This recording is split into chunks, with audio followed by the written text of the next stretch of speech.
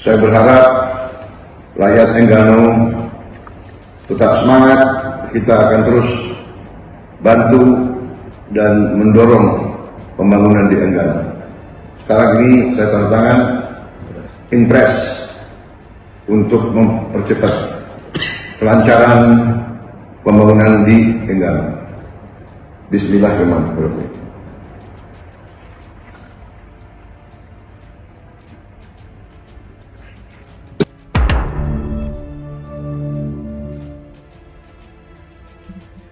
Guys, ini RUU perampasan aset bakal menjadi salah satu tongkat sejarah Indonesia jika berhasil disahkan. Ya, teman-teman, tuntutan rakyat sudah sangat jelas. Rakyat sudah sangat bosan, sudah sangat marah dengan tindakan para pejabat kita yang terus memperkaya diri, yang terus teman-teman mengeruk pajak-pajak yang sudah susah payah dibayarkan oleh rakyat Indonesia. RUU perampasan aset adalah senjata pamungkas dan harga mati untuk segera disahkan. Tapi DPR rasanya cukup lambat juga mengesahkan RUU ini. Nah, yang menarik teman-teman, ini desakan rakyat di bulan Agustus. Kalau misalnya ini RUU belum kunjung disahkan bulan Agustus, saya takut. Saya sangat takut teman-teman. DPR bakal dibubarkan paksa oleh rakyat karena ya isu kerusuhan besar di bulan Agustus ini makin sering terdengar oleh saya pribadi. Bahkan para konten kreator besar di Indonesia juga membahas hal ini terkait dampak kalau misalnya memang chaos bulan Agustus itu terjadi. Ya, berbagai faktor teman-teman, dari mulai sulit cari kerja, RUU perampasan aset yang nggak kunjung selesai, bahkan drama teman-teman ya, emas 70 kg sampai drama korupsi MBG juga makin memperkeruh hal ini. Dan saya takutkan teman-teman, kalau misalnya satu persatu masalah ini tidak diselesaikan, ini emosi masyarakat itu akan sangat mudah untuk disulut, bakal sangat mudah untuk dipermainkan. Nah, muncul itu kelompok-kelompok asing yang membayar orang-orang yang sudah pusing dengan hidupnya, teman-teman, dibayar dengan cukup besar untuk melakukan kerusuhan yang mereka pasti mau, teman-teman. Kerja sehari bikin onar, dibayar besar. Nah, itu ya teman-teman, setelah terjadinya kerusuhan, chaos teman-teman yang mengatasnamakan rakyat, padahal rakyat sendiri tidak mau. Rakyat tidak mau bakar-bakar fasilitas umum, buat chaos, enggak. Itu murni adalah masa bayaran. Nah, kalau ini semua ini terjadi, yang rugi kita semua. Jadi DPR teman-teman ya harus memperhatikan hal ini sebelum 17 Agustus ya. Harus sudah selesai, dan RUU perampasan aset bakal jadi kado kemerdekaan bagi seluruh bangsa Indonesia. Tapi kalau misalnya tidak disahkan, teman-teman, sebelum Agustus selesai, saya takut DPR bakal dibubarkan oleh rakyat. Karena ya rakyat sendiri, teman-teman, sudah jengah dengan tingkah pola para koruptor. Yuk, teman-teman, hari ini kita bakal simak dulu kemungkinan-kemungkinan yang bakal terjadi kalau misalnya RUU perampasan aset tidak disahkan bulan Agustus ini. Kita simak informasi berikut ini. Tahu nggak sih, Presiden Prabowo sebenarnya sudah lama mendukung RUU perampasan aset. Tujuannya sederhana, supaya aset hasil korupsi bisa kembali ke negara, bukan dinikmati koruptor. Sekarang RUU ini sudah masuk prolegnas prioritas dan didorong untuk segera dibahas. Harapannya, uang yang berhasil dikembalikan bisa dimanfaatkan lagi untuk pembangunan dan kesejahteraan rakyat. Menurut kalian RUU ini perlu segera disahkan nggak? Saya berharap rakyat Enggano tetap semangat, kita akan terus bantu dan mendorong pembangunan di Enggano. Sekarang ini saya tanda tangan impres untuk mempercepat kelancaran pembangunan di Enggano. Bismillahirrahmanirrahim.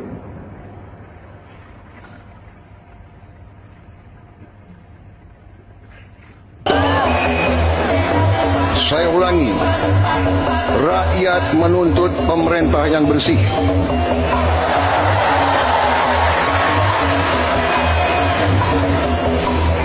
Saya dipilih oleh rakyat.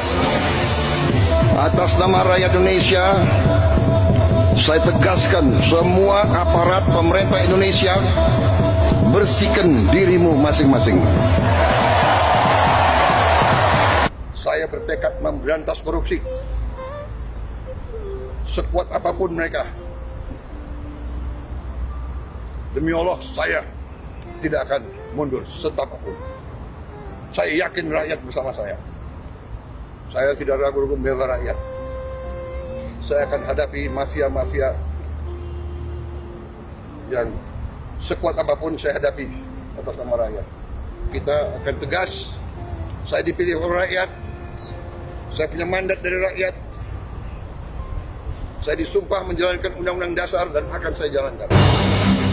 Jika RUU perampasan aset disahkan tahun ini, siap-siap ini yang bakal terjadi. Pertama, negara bisa langsung sita aset hasil kejahatan tanpa perlu nunggu vonis pidana. Buron atau meninggal, harta tetap dirampas. Kedua, punya kekayaan miliaran tapi nggak sesuai profil pendapatan, kalau nggak bisa buktiin asal-usulnya, disita. Ketiga, aset recovery maksimal lewat Badan Pengelola Aset Terpadu, biar aset sitaan nggak rusak atau susut nilainya. Tahun 2026 ini bisa jadi tahun paling horor buat para koruptor di Indonesia. Karena RUU perampasan aset bukan lagi sekedar wacana, tapi udah masuk prolegnas prioritas dan lagi digodok abis-abisan di DPR. DPR lagi kerja maraton. Setelah draft naskah akademik diserahkan Januari lalu, pembahasan jalan tanpa jeda. Puncaknya Senin, 13 Juli kemarin, Komisi 3 menggelar RDPU Maraton. Total sudah 24 pihak dilibatkan, dari akademisi sampai mahasiswa. Besoknya, pimpinan DPR langsung turun menegaskan, targetnya kelar tahun ini. Jadi nggak akan ada lagi tuh koruptor-koruptor seperti Gayus Tambunan yang dulu di penjara, tapi masih bisa jalan-jalan pakai banyak uang. Di mana menurutmu? Komisi 3 teman-teman sekarang lagi uji publik semua, mendengar masukan dari semua stakeholder, dan kita tunggu. Bagi Presiden, perintahnya jelas kepada Menteri Hukum, itu untuk disegerakan. Tapi karena ini usul inisiatif DPR, karena itu kita tunggu ya.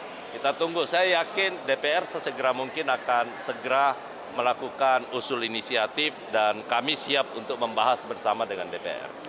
Saya mendukung Undang-Undang Perampasan Aset, saya mendukung.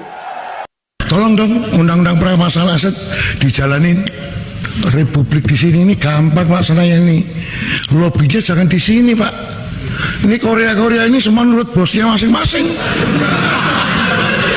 Di sini boleh ngomong kalah, Pak. Bambang Pacul ditelepon, Ibu Pacul berhenti, siap. Ini laksanakan Pak. Saya terang-terangan ini, gitu loh. Mungkin perampasan aset bisa, tapi harus bicara dengan para ketum partai. Duduk. Kalau di sini nggak bisa. Teori saya. Jadi permintaan jenengan langsung saya jawab. Bambang Pacul siap kalau diperintah. Mana perintah berani, Pak? Sama tuh. Ayo. Itu kira-kira, Pak. Perampasan aset dan KUHP, pertama memang sesuai dengan mekanismenya kita akan membahas KUHP dulu. Namun ya kita awalnya tidak akan tergesa-gesa. Kita akan mendapatkan masukan dari seluruh elemen masyarakat dulu sesuai dengan mekanismenya, bagaimana, apa masukannya, apa pendapatnya dari seluruh elemen masyarakat. Setelah itu baru kita akan masuk ke perampasan aset. Akan dilakukan pencabutan beberapa kebijakan DPR RI, termasuk besaran tunjangan anggota DPR dan juga moratorium kunjungan kerja ke luar negeri.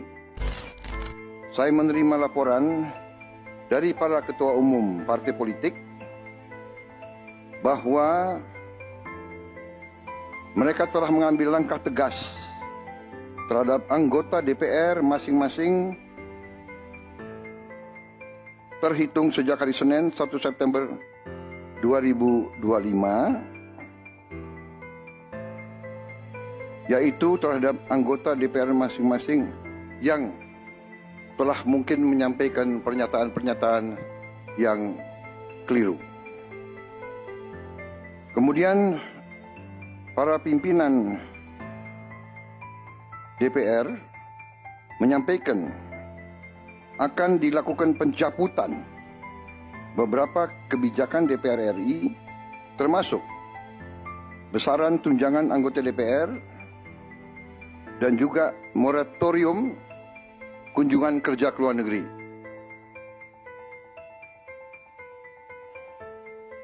Langkah tegas tadi yang dilakukan ketua umum partai politik adalah mereka masing-masing dicabut dari keanggotanya di DPR RI.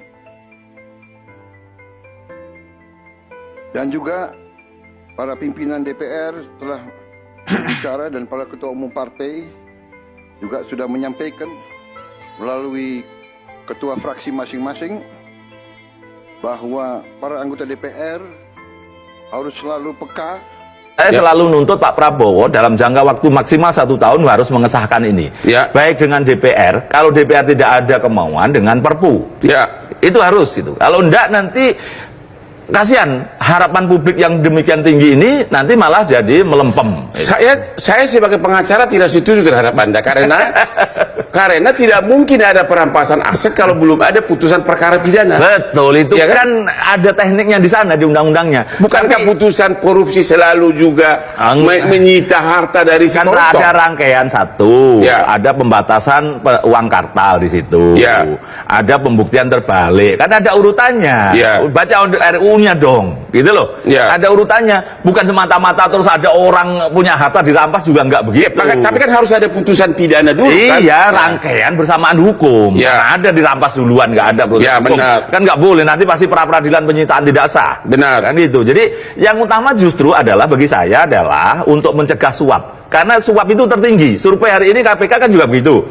Nah, mencegah itu gampang, sederhana. Semakin mencegah orang memegang uang tunai, termasuk uang ribuan dolar Singapura, termasuk ratusan dolar Amerika. Nah ini kalau dibatasi betul dengan undang-undang perampasan aset di dalamnya pembatasan uang kartal, maka kemudian korupsi yang tertinggi suap tadi pasti akan berkurang dan indeks persepsi korupsi kita akan naik. Ya guys, sudah kita simak ya informasi tadi, di mana sekali lagi teman-teman, RUU perampasan aset memang jadi mimpi buruk bagi semua koruptor, baik itu di pemerintahan, di daerah, teman-teman, provinsi, DPR, semua para koruptor-koruptor di semua instansi pasti ketakutan karena ya dengan RUU ini teman-teman, pemerintah mempunyai wewenang, mempunyai hak untuk memiskinkan para koruptor semiskin-miskinnya. Jadi nggak cuman misalnya kita fokus pada kerugian negara 1 triliun, 2 triliun.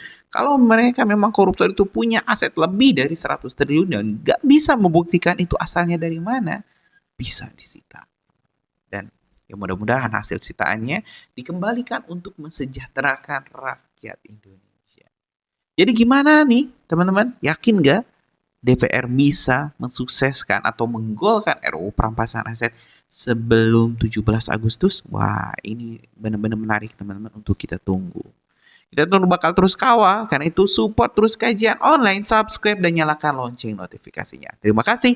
Jumpa lagi di video selanjutnya. Assalamualaikum warahmatullahi wabarakatuh.